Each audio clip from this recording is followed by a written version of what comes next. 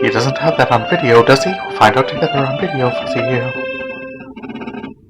Hiya, my name is Terry J. Alman, and welcome to this inaugural effort of VideoFuzzy, an audio podcast to accompany my humble brag / shame / therapy as a media pack rat.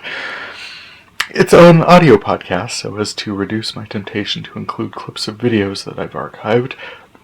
While it's totally legal to record things they broadcast on the TV, I don't want to run afoul of anyone's copyrights, and because I don't want to have to remember halfway through recording an episode whether I wore pants or not.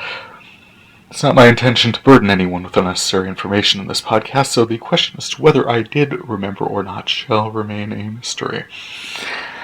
As I said, I'm a media pack rat. I've been archiving media mostly on VHS tapes since the 1980s, and I continue to do so to this day. Well, not VHS tapes, but these days I'm recording directly to DVDs, and since I started doing that in December or so, I've filled about 80 or so discs.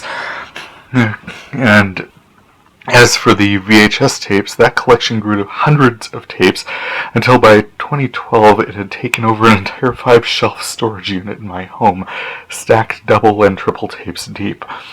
I'd started to transfer them to DVDs way back when, and had made a pretty good dent in them, more than 2,000 discs, until the VHS half of my VHS DVD recorder broke down. When I moved to Bismarck, I'd gotten it down to just a couple of packing crates. All of that media I'd collected over the years now fit into about a dozen or so DVD carriers, so progress. However, I still had VHS tapes and no VHS/DVD dubber. Until a very thoughtful Christmas gift from my mate Ralph, I was able to start transferring them again. Thank you, Ralph. On a good day, I could transfer about 3 tapes. I would set a tape to transfer before I left to work in the morning. I'd stop at home before going for a swim and set another tape to transfer, which usually gave me enough time to transfer a third tape to transfer overnight. I could get a few more processed over weekends, but within a few months I'd plowed through 2 boxes full of VHS tapes and could finally resume the process of discovering what the heck was on all these discs. Because that's the main thing, right? I mean, it's great to have all this media, to have the equivalent of entire disc sets of beloved shows, canceled shows, obscure shows it's hard to find anywhere, concerts, documentaries. I mean, it's 2017, and a lot of media is available on Netflix and YouTube and Hulu and Amazon, and a person could easily spend hundreds of hours running all those memories to earth, thousands of dollars accessing them through any pay service. But I've got them all on disc, but for the life of me, I don't know where any of them are. I mean, it's not entirely true. I mean, I did manage to catalog a little over 200 or so before moving to Bismarck in 2012, but when I transferred my 3 Carol Burnett and Friends VHS tapes, I made a point of writing on those 3 discs the Carol Burnett show, but that's 3 discs in more than 2,500 and a learning curve. The first DVDs I recorded, I didn't realize I could transfer an entire tape to a disc, so my first few hundred discs only have like 2 hours each on them. I could have gotten a lot more done if I'd read the manual sooner, but on the plus side, the recordings on those discs are much higher quality, though I suspect they are all in 4:3 aspect ratio. That's going to be an interesting discovery, how the shows recorded to VHS versus how they looked on the old fatback TV I had when I was watching them. It didn't matter. I was ready. I was finally going to catalog what was on all of these otherwise undifferentiated discs. Off we go, disc 210, ready for indexing, when there was a third box. The journey of 1,000 miles begins with a single step.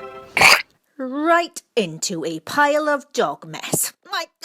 Do you know how much I paid for these? I had 2 boxes of VHS tapes in my back entryway, waiting patiently for me to get a new VHS/DVD dubber, waiting for me to complete this transfer process. I had them all processing 2 or 3 a day, so much effort getting them transferred. I was just about done, and there was a third box of tapes in my closet.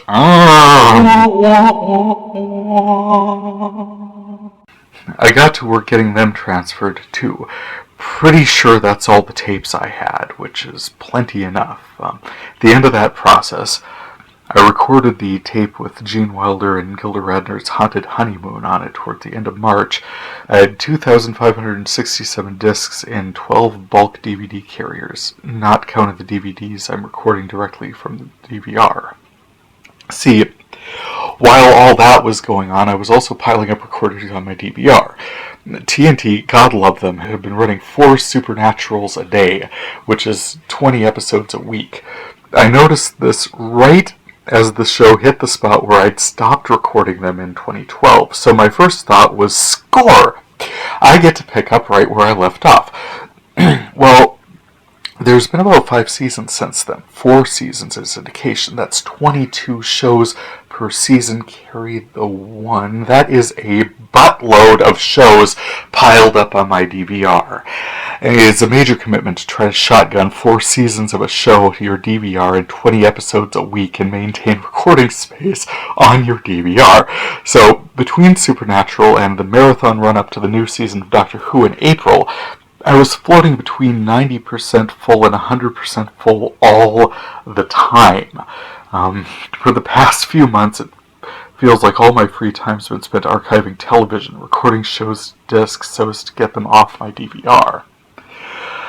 Well, I figured it'd be easier to focus on archiving if I could clear out my DVR all the way, so as to avoid another monster binge burst. In a different universe, I might want to record all the episodes of MASH they've been running on Reels, or all of the Will and Graces on Lifetime, or all of the other series I enjoy. But here in this reality, I'm aware that I've got so much media to catalog and too much to keep up with. I mean, it's just current programming. Ralph and I watch Wheel of Fortune, Jeopardy, and At Midnight on weeknights, generally followed by the last night's episode of The Late Show with Stephen Colbert, which is already a lot of television. I mean, we watch The Night Report on KX, and then there's a few other shows I watch, including Full Frontal with Samantha Bee, The President Show, Doctor Who, and then I watched Class until that ended. We watch Bob's Burgers and Archer. I watch Fargo and Better Call Saul. Otherwise, I've gotten through Supernatural. And as I cleared that out, I'm able to focus on cataloging my DVDs, get this archiving project underway for real. Special thanks to the voice talents of the lovely and talented Angelina Kaskin. Thank you so much for that. For VideoFuzzy, this is Terry J. Amon. Thank you so much for listening. Happy viewing. It might be amazing, it might just be scuzzy. We'll find out together on VideoFuzzy.